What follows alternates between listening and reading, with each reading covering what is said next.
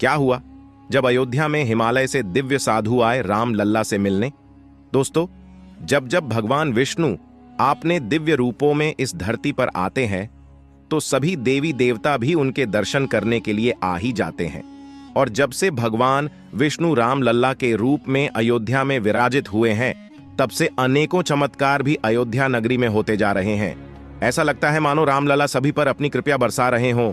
इन्हीं चमत्कारों के बीच हमने हमारे इस चैनल पर आपको अनेकों चमत्कार बताए और आज फिर एक ऐसे चमत्कार की चर्चा करने वाले हैं जिसे सुनने के बाद आपके भी रोंगटे खड़े हो जाएंगे।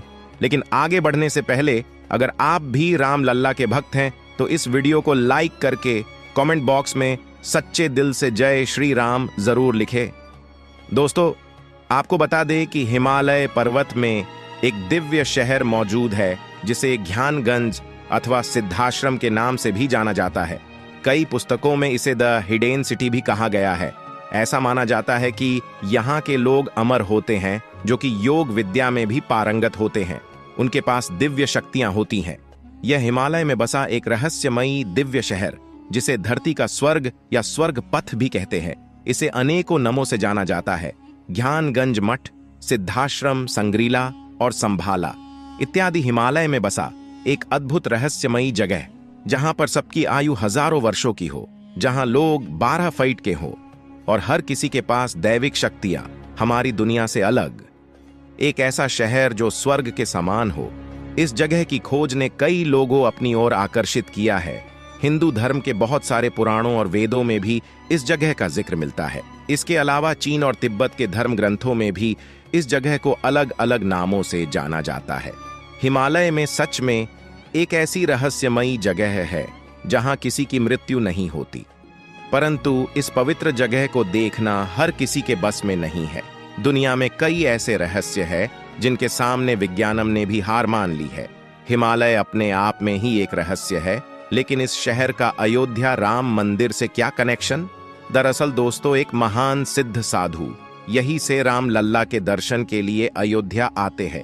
होता कुछ यूं है कि 25 जनवरी, ठीक राम लल्ला प्राण प्रतिष्ठा के 2 दिन बाद ये चमत्कारिक घटना होती है। उस दिन भी अयोध्या में श्रद्धालुओं की काफी भीड़ होती है, जिसकी वजह से वहां के सुरक्षा कर्मियों से भी भीड़ काबू नहीं होती। उसी बीच एक दिव्य साधु वहां पर आता है। उस साधु की लंबी जटाएं थीं और एक हाथ में कमंडल और दूसरे हाथ में एक पुस्तक थी। वह साधु भी भक्तों के साथ लाइन में लग जाता है और हाथ में रखी पुस्तक को खोलकर पढ़ते जा रहा था। तभी सभी लोगों का ध्यान उस साधु के ऊपर गया।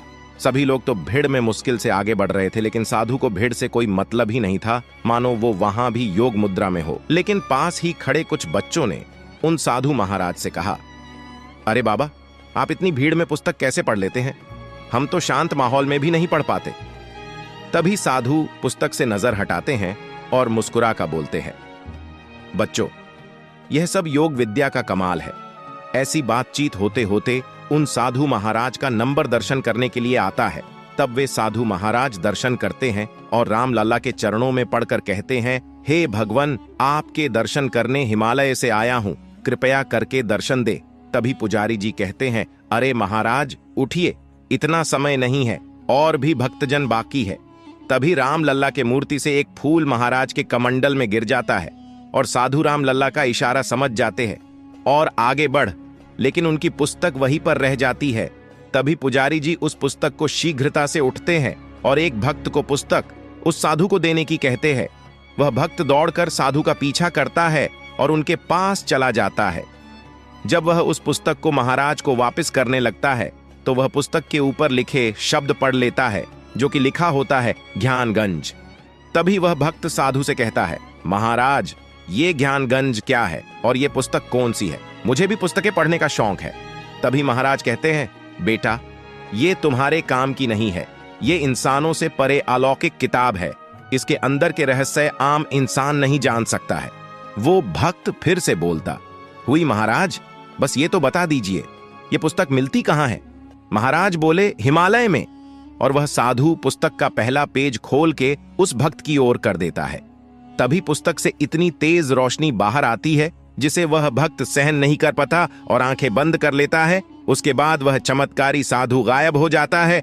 जब वह भक्त आंखें खोलता है तो वह पता है कि साधु तो गायब हो चुका था। तब वह भक्त उस साधु को बहुत ढूंढता है, लेकिन वह महाराज कहीं नजर नहीं आते। और फिर वह भक्त इस चमत्कार की चर्चा सभी के साथ करता है और सभी को उस हिमालय वाले साधु के बारे में बताता है। तो दोस्तों, हुआ कुछ ऐसा कि जब 22 जनवरी को राम लल्ला की प्राण प्रतिष्ठा हुई, उस दिन बहुत सारे वीआईपी, क्रिकेटर व सेलिब्रिटीज प्राण प्रतिष्ठा में शामिल हुए। और फिर उसके बाद 23 जनवरी को आम श्रद्धालु राम लल्ला के दर्शन करने लगे। 23 जनवरी को करीब 5 लाख से ज्यादा लोगों ने प्रभु के दर्शन किए। भीड़ इतनी ज्यादा थी कि लोगों ने बैरोगेट्स भी तोड़ दिए और राम लल्ला के दर्शन किए। फिर 24 जनवरी को भी ऐसा ही होता है, लेकिन उस दिन एक बहुत ही बड़ा चमत्कार भी हो जाता है, जो कि किसी ने सोचा भी नहीं था। हुआ कुछ यूं कि 24 जनवरी को एक तांत्रिक राम मंदिर अयोध्या पहुंचता है और कतार में सबसे पीछे खड़ा हो जाता है। लेकिन उस तांत्रिक के आगे कुछ युवा पीढ़ी के बच्चे खड़े थे। उन्होंने तांत्रिक को कहा कि महाराज, क्या आप आगे आना चाहेंगे? लेकिन तांत्रिक ने कहा कि नहीं, मैं तो राम लल्ला के दर्शन सबसे अंत में करूंगा। तब वे बच्चे कुछ समझे नहीं और कतार आगे बढ़ने लगी। जैसे जैसे समय बीतता गया, वैसे वैसे सभी भक्तजन राम लल्ला के दर्शन करके जाने लगे। अब समय आया उस तांत्रिक के दर्शन करने का। तांत्रिक के साथ कुछ आम लोग भी वही दर्शन कर रहे थे। तभी तांत्रिक राम लल्ला से बोले, हे प्रभु, मैं आ गया कलयुग में आपके दर्शन करने। मैं आपने पिछले जन्म के कुकर्मों की माफी मांगना चाहता हूं, कृपया मुझे क्षमा करे। तांत्रिक बोले, वैसे तो मैं धन्य तभी हो गया था जब आपके हाथों मुझे मोक्ष की प्राप्ति हुई, लेकिन एक बार फिर से आपके दिव्य दर्शन करके आपसे माफी मांगना चाहता हूं। ये कहकर तांत्रिक राम लल्ला के चरणों में पड़ गए और फिर गर्भगृह से बाहर निकल गए। लेकिन उसी समय साथ में खड़े कुछ उनके पीछे चल दिए और उनसे कहा, अरे तांत्रिक जी सुनिए, आप राम लल्ला से जो कह रहे थे, इससे पता चलता है कि आप दूसरा जन्म लेकर इस धरती पर आए हैं, परंतु ये तो बताओ कि आप हैं कौन? तांत्रिक चलते चलते बोला, दशानन रावण हूं मैं। सभी लोग ये सुनकर हैरान रह गए, लेकिन तांत्रिक को कुछ और पूछने वाले थे। तभी मंदिर की परिक्रमा में जैसे ही तांत्रिक मुड़े तो वो कहीं भी लोगों को दिखाई नहीं दिए। उन लोगों ने तांत्रिक को मंदिर के चारों ओर देखा, लेकिन तांत्रिक अचानक कहां चला गया ये कोई नहीं जानता। अब दोस्तों, अयोध्या में नित्य प्रतिदिन ऐसे ही चमत्कार हो रहे हैं। और जान लीजिए दोस्तों, जब राम लल्ला के मंदिर बनने का फैसला आना था, तब एक और चमत्कार हुआ था। इसका एक प्रमाण पत्रकार हेमंत शर्मा की किताब युद्ध में अयोध्या में मिलता है। फैजाबाद जिला अदालत ने 1 फरवरी 1986 को विवादित स्थल का ताला खोलने का आदेश दिया था। जिले के जज कृष्ण मोहन पांडेय के इस आदेश के पीछे एक काले बंदर की दैवीय प्रेरणा को माना जाता है। दरअसल उस दिन एक काला बंदर सारा दिन फैजाबाद की जिला अदालत की छत पर बैठा रहा था। जज कृष्ण मोहन पांडेय ने 1991 में प्रकाशित अपनी आत्मकथा में लिखा है, जिस रोज मैं ताला खोलने का आदेश लिख रहा था, मेरी अदालत की छत पर एक काला बंदर पूरे दिन फ्लैग पोस्ट को पकड़कर बैठा रहा। वे लोग जो फैसला सुनने के लिए अदालत आए थे, उस बंदर को फल और मूंगफली देते रहे, पर बंदर ने कुछ नहीं खाया, चुपचाप बैठा रहा। फैसले के बाद जब डीएम और एसएसपी मुझे मेरे घर पहुंचाने गए, तो मैंने उस बंदर को अपने घर के बरामदे में बैठा पाया। मुझे आश्चर्य हुआ, मैंने उसे प्रणाम किया। वह कोई दैवीय ताकत थी जो कि राम लल्ला के मंदिर पक्ष में ही फैसला करवाना चाहती थी, और कुछ लोग तो उस बंदर को साक्षात हनुमान जी मानते हैं। मुंबई की 96 साल की कारसेवक शालिनी रामकृष्ण दबीर ने विवादित ढांचा विध्वंस की साक्षी रही है। उन्होंने 6 दिसंबर 1992 के दिन भी वानर की उपस्थिति के बारे में बताया था। उन्होंने कहा था, वो पल याद आता है जब वो एक दीवार टूटती ही नहीं थी। हम सुबह से मारुति स्तोत्र बोलते थे, लेकिन कुछ हो नहीं रहा था। क्या करें क्या न करें की स्थिति थी, क्योंकि 5 बजे सूर्यास्त हो जाता तो हम कुछ नहीं कर पाते। फिर वहां पास के पेड़ से एक वानर आया, वो दीवार पर बैठा। हम सब देखने लगे कि क्या बात है ये। वानर ने इधर उधर सिर घुमाकर देखा और वहां से चला गया, और फिर धड़ से दीवार गिरी। इसके बाद 2 घंटे तक धूल के गुब्बार से हमें वहां कुछ दिखाई नहीं दिया था। और भी अनेकों चमत्कार हुए जो कि राम लल्ला की उपस्थिति को दर्शाते हैं। सबसे पहले गिद्धों का झुंड अचानक अयोध्या पहुंचा, और अब वहीं पर एक और बड़ा चमत्कार।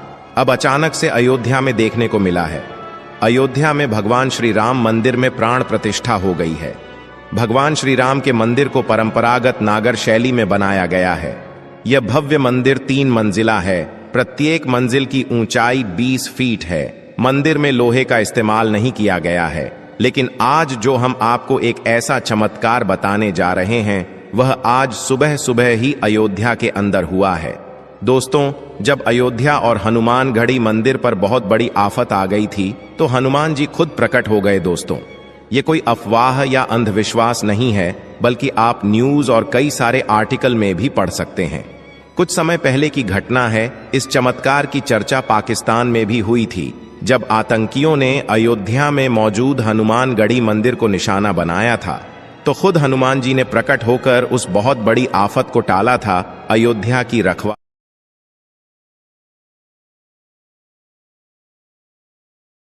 वीडियो में आगे बढ़ने से पहले अगर आप भी बजरंग बली के भक्त हैं, तो वीडियो को लाइक करके कमेंट में जय श्री राम जरूर लिखें। प्रिय भक्तगणों, ऐसा कहा जाता है कि भक्तों पर जब जब आफत आई है, तब तब बजरंग बली ने किसी न किसी रूप में आकर भक्तों को बचाया है। जब श्री हनुमानगढ़ी मंदिर अयोध्या में एक छोटा बंदर अपने मुंह में 2 बिजली के तारों को खा रहा था, जैसे कि वह कोई फल हो, वहीं दूसरी तरफ पूरे मंदिर को खाली कर दिया गया था। और इस समय हनुमानगढ़ी मंदिर के अंदर केवल एक पुलिस बल और एक बम निरोधक दस्ता मौजूद था, और उन सभी ने छोटे बंदर को बिजली की लाइन चबाते हुए देखा। दरअसल इस कहानी के अंदर हुआ यूं था, जब हनुमानगढ़ी के अंदर हर रोज की तरह ही लोगों का आना जाना लगा हुआ था।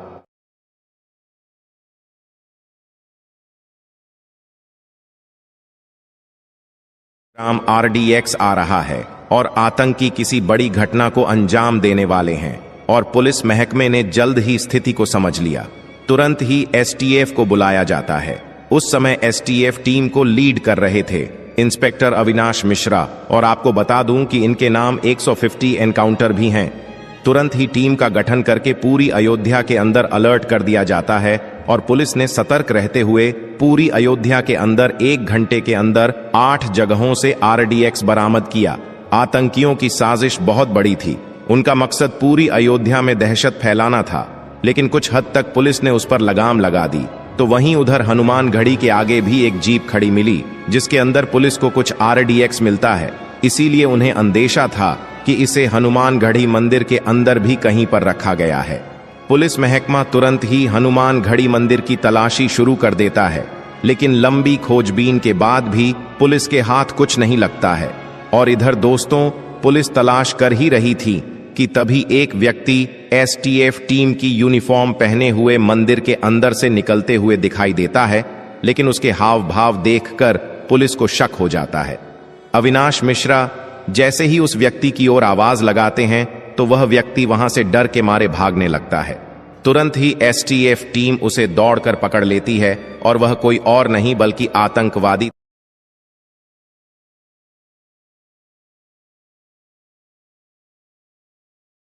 तो वह हंसकर कहता है कि अब तुम्हें कोई नहीं बचा सकता, तुम कुछ नहीं कर सकते। मैंने अब हनुमानगढ़ी के अंदर टाइम बम लगा दिया है। आखिरी बम बचा था, और आतंकी ने कहा था कि 3 मिनट बचे हैं।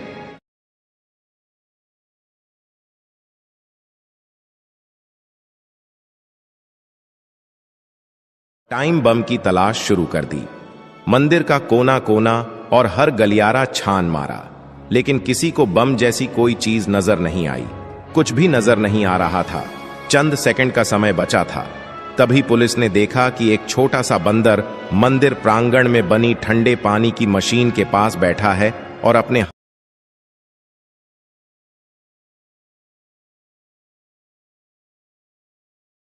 अविनाश मिश्रा की टीम को पूरा शक था कि बम इसी वाटर कूलर के अंदर है, लेकिन वह बंदर उस पर से हट नहीं रहा था। उसे हटाने के लिए प्रसाद केले भी उसकी तरफ फेंके जाते हैं, ताकि वह उस तार से हटकर वह केले की तरफ जाए, लेकिन बंदर ने उस प्रसाद की तरफ देखा भी नहीं। फिर वह बंदर वहां से चला जाता है। तुरंत इंस्पेक्टर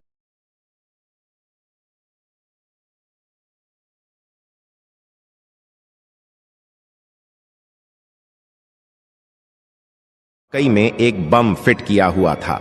वह शख्स जोर से चिल्लाकर कहता है, अरे यह तो टाइम बॉम्ब है। लेकिन वह व्यक्ति यह भी देखता है कि वह बम 3 सेकंड पर रुका हुआ है। यहीं पर भगवान का वह चमत्कार हुआ था जिसके बारे में किसी ने सोचा भी नहीं था। पुलिस टीम यह समझ जाती है कि बंदर जिन तारों को काट रहा था वह कोई नॉर्मल तार नहीं बल्कि बम के तार थे, लेकिन तब तक वह बंदर वहां से जा चुका था। अविनाश मिश्रा तुरंत उस बंदर को ढूंढने के लिए दौड़ने लगते हैं और कुछ ही देर में पूरी पुलिस फोर्स ने उसी छोटे बंदर को हनुमानगढ़ी मंदिर के शिखर के कलश को सहला हुए देखा। लेकिन दोस्तों, वह कोई नॉर्मल बंदर नहीं बल्कि साक्षात हनुमान जी थे, जो हनुमानगढ़ी मंदिर के अंदर आई आफत को टालने के लिए आए थे।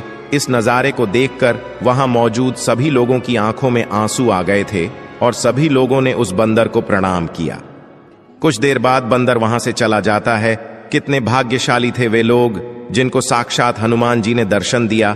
अब कुछ लोग इस घटना को गलत कहेंगे, लेकिन दोस्तों, इस पर एक वेब सीरीज भी बन चुकी है जिसका नाम इंस्पेक्टर अविनाश है, जो साल 2023 में रिलीज हुई थी। इसके अलावा इंटरनेट पर तमाम आर्टिकल आपको मिल जाएंगे। अयोध्या की संवेदनशील के कारण इस वास्तविक घटना को अभी तक किसी भी अखबार या समाचार चैनल में नहीं दिखाया गया है। खुद अविनाश मिश्रा ने कहा था कि वह हमारे लिए सपने जैसा था। कोई सोच भी नहीं सकता था कि भगवान खुद भक्तों को बचाने के लिए इस रूप में आकर उनकी रक्षा कर सकते हैं। मान्यता है कि हनुमान जी का नाम लेते ही जीवन के सारे संकट दूर हो जाते हैं और भक्त को किसी बात का भय नहीं सताता है। हनुमान जी की पूजा अर्चना करने से सभी विघ्न बाधाओं का अंत होता है और मनोवांछित फल की प्राप्ति होती है। हनुमान जी के पथ पर चलने वालों को कोई भी संकट नहीं मिलता है। कल युग में इस धरती पर हनुमान जी सशरीर मौजूद हैं और अपने भक्तों की परेशानियों को सुनते हैं। हनुमान जी की पूजा तो पूरे देश में की जाती है। कल युग में भी राम भक्त हनुमान जी को प्रत्यक्ष जीवित एवं अमर रहने का वरदान प्राप्त है और इसीलिए उनको चिरंजीवी भी कहा गया है। वाल्मीकि रामायण के अनुसार अशोक वाटिका में माता सीता को जब हनुमान जी ने अंगूठी दी थी, तब माता सीता ने हनुमान जी को चिरंजीवी होने का वरदान दिया था। इसके बाद रावण के विरुद्ध युद्ध में वह श्री राम के मुख्य सहयोगी के रूप में थे और अयोध्या लौटने के बाद उन्होंने श्री राम के प्रति अपनी भक्ति का परिचय दिया था। बजरंग बली भक्तों की प्रार्थना सुनकर स्वयं उनकी समस्याओं को दूर कर उनकी रक्षा करते हैं।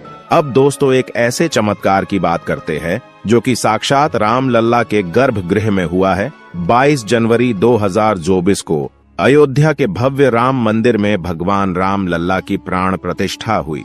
इसके अगले ही दिन लाखों लोग अपने आराध्य के दर्शन को उमद्दा पड़े। इसी दौरान एक बंदर भी गर्भगृह में प्रवेश कर गया। श्री राम जन्मभूमि तीर्थ क्षेत्र ट्रस्ट ने एक्स अथवा ट्विटर पर इसके बारे में जानकारी साझा करते हुए कहा है कि वहां तैनात सुरक्षा कर्मियों का कहना है, ये हमारे लिए ऐसा ही है मानो स्वयं हनुमान जी राम लल्ला के दर्शन करने आए हों। यह घटना 23 जनवरी को शाम के करीब 5:50 की है। उस समय तक करीब 3 लाख भक्त राम लल्ला का दर्शन कर चुके थे और करीब 2 लाख भक्त बाहर कतार में थे। पहले दिन 5 लाख से अधिक भक्तों ने राम मंदिर में दर्शन किया। ट्रस्ट की ओर से किए गए पोस्ट में बताया गया है, एक बंदर दक्षिणी द्वार से गूढ़ मंडप से होते हुए गर्भगृह में प्रवेश करके उत्सव मूर्ति के पास तक पहुंचा। बाहर तैनात सुरक्षा कर्मियों ने उसे देखा। वे बंदर की ओर यह सोचकर भागे कि कहीं वह उत्सव मूर्ति को जमीन पर न गिरा दे, परंतु जैसे ही पुलिसकर्मी बंदर की ओर दौड़े, वैसे ही बंदर शांत भाव से भागते हुए उत्तरी द्वार की ओर गया। द्वार बंद होने के कारण पूर्व दिशा की ओर बढ़ा और दर्शनार्थियों के बीच में से होता हुआ बिना किसी को कष्ट पहुंचाए पूर्वी द्वार से बाहर निकल गया। और वहां पर मौजूद सभी लोगों का कहना था कि ये तो साक्षात हनुमान जी थे, जो कि भक्तों के साथ ही अपने प्रभु के दर्शन करने आए थे। ऐसा चमत्कार ऋषभ नाम के एक साधु के साथ भी होता है। जब वह राम लल्ला के दर्शन करता है और राम लल्ला को अपने मन में धारण करता है तो वह भी माला माल हो जाता है। लेकिन कहानी को आगे जानने से पहले इस वीडियो को एक लाइक करके कमेंट बॉक्स में सच्चे दिल से जय श्री राम अवश्य लिखें। दरअसल दोस्तों, ऋषभ एक साधारण से परिवार से संबंध रखने वाला एक व्यक्ति था, जो कि आर्थिक स्थिति से जूझ रहा था वह हर समय नौकरी की तलाश में रहता और कुछ कर्ज लेकर घर का पालन पोषण कर रहा था। उसे समझ नहीं आ रहा था कि क्या करूं और क्या नहीं। ऐसी ही उलझन में रहते हुए वे रोज कुछ न कुछ काम की तलाश में घूमता फिरता रहता। एक दिन वह थक हार कर काम नहीं मिलने पर एक वृक्ष के नीचे बैठ गया और उदास चेहरे के साथ जब वह बैठा था तभी एक महाराज वहां से गुजर रहे थे। और जब वे महाराज उनसे एक गांव का रास्ता पूछने उसके नजदीक आते हैं तो वे महाराज कहते हैं, अरे भाई क्या हुआ, कैसे उदास बैठे हो, ऐसा क्या हुआ?